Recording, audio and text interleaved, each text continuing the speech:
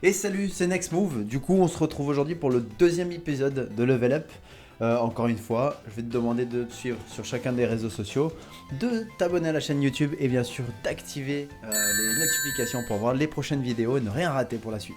Et donc dans ce deuxième épisode, je t'avais posé une question sur le premier par rapport à une énigme pour savoir qui était notre invité spécial pour ce deuxième épisode. Et l'énigme c'était donc: bleu je suis, les anneaux je les contrôle, la sédentarité je fuis, le mur du son je le frôle. Et bien sûr, ceux qui l'ont trouvé, c'est bien Sonic, le hérisson bleu, hyper rapide, anthropomorphe, qu'on va parler aujourd'hui. On a pu voir pour la première fois Sonic dans un jeu vidéo en 1991 et c'était sur Sega Mega Drive. À ce moment-là, Sonic avait comme mission de battre le docteur Eggman ou Robotnik, selon les versions qu'on a pu avoir dans notre jeunesse, et du coup sauver le monde contre ce docteur Robotnik qui voulait envahir le monde de ses robots.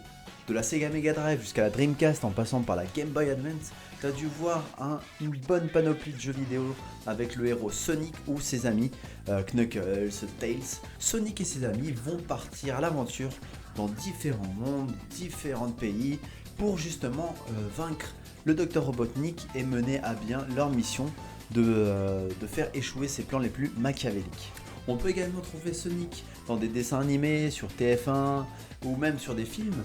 Le premier film qui a été tourné par rapport au héros Sonic, c'était au Japon, il n'a jamais été doublé en France. Par contre, le premier film qu'on a pu voir Sonic dans le grand écran, c'était en 2020 avec Jim Carrey.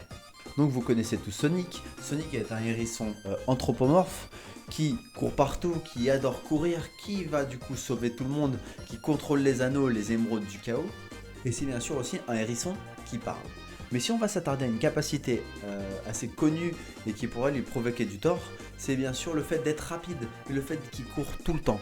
Donc à partir de ce moment-là, il peut avoir comme pathologie une aponévrosite plantaire. Qu'est-ce qu'une aponévrosite plantaire ? Attention, ceci ne veut pas dire que la course amène de l'aponévrosite plantaire. Cela veut seulement dire qu'une surcharge d'activité physique peut entraîner ce genre de complications. Mais tu peux courir tant que t'as pas mal. Une aponévrosite plantaire correspond à une inflammation de la fascia ou alors de l'aponévrose plantaire, de la voûte plantaire, c'est-à-dire vraiment en dessous du pied. L'aponévrose plantaire est une membrane fibreuse sous le pied qui protège justement le passage des tendons pour les différents muscles qui va articuler nos doigts de pied.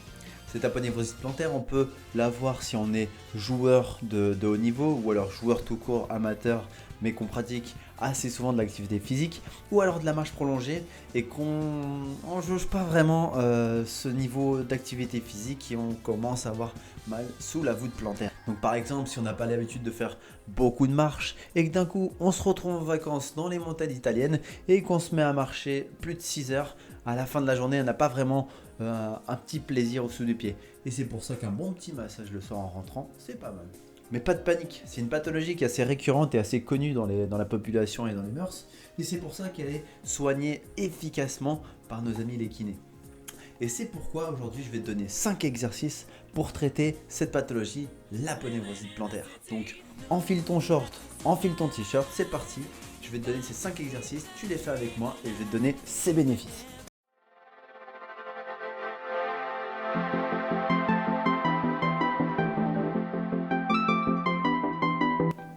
Donc dans ce premier exercice, tu vas prendre donc un poids que tu vas mettre en dessous du pied ou alors une serviette pour justement surélever la pointe de ton pied.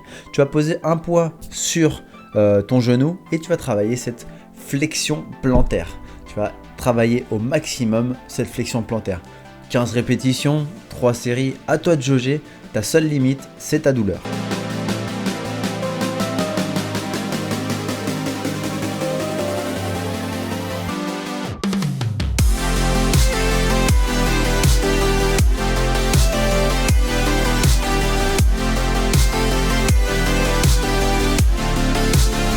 Le deuxième exercice, un peu pareil, on met toujours la serviette ou le petit poids en dessous du pied pour justement surélever la pointe de ton pied. Tu vas mettre ton poids sur le genou et justement refaire une flexion plantaire, mais cette fois debout.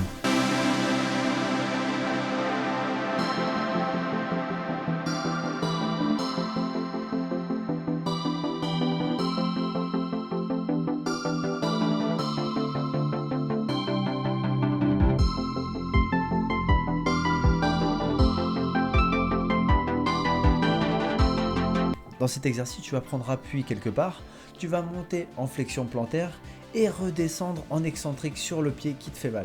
Si c'est le gauche, tu montes avec les deux pieds et tu redescends que sur le pied gauche. Si c'est le droit, pareil.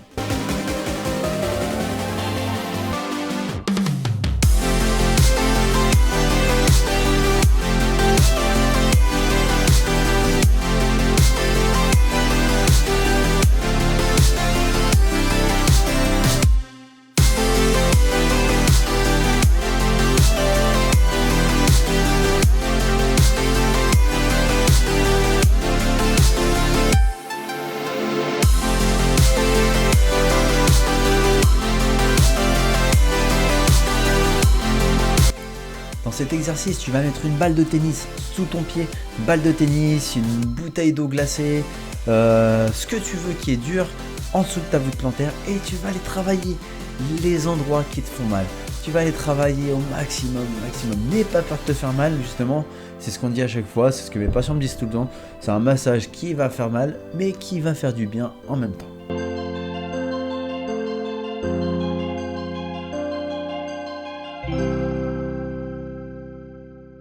Donc voilà, je t'ai donné 5 exercices pour travailler cette aponévrosite plantaire comme Sonic, pour éviter justement d'avoir cette douleur qui peut arriver et qui fait très mal. Elle peut être assez handicapante dans la vie de tous les jours parce que pour marcher, bah voilà, ça fait mal. Si jamais ça t'a plu, n'hésite pas à commenter, à me donner un personnage que tu aimerais voir pour l'épisode suivant ou sur d'autres épisodes. De bien sûr à t'abonner sur chacun de mes réseaux pour avoir un maximum de contenu et me soutenir par rapport à mon travail. Pour le prochain personnage, je vais pas donner une énigme comme j'ai fait la dernière fois, mais je vais juste te dire un petit peu qui il est. Je peux te dire qu'il est russe, qu'il est très mastoc, et j'aimerais avoir son dos. Je te laisse deviner, je te laisse mettre en commentaire si tu l'as deviné, et moi je te dis à la semaine prochaine pour l'épisode 3.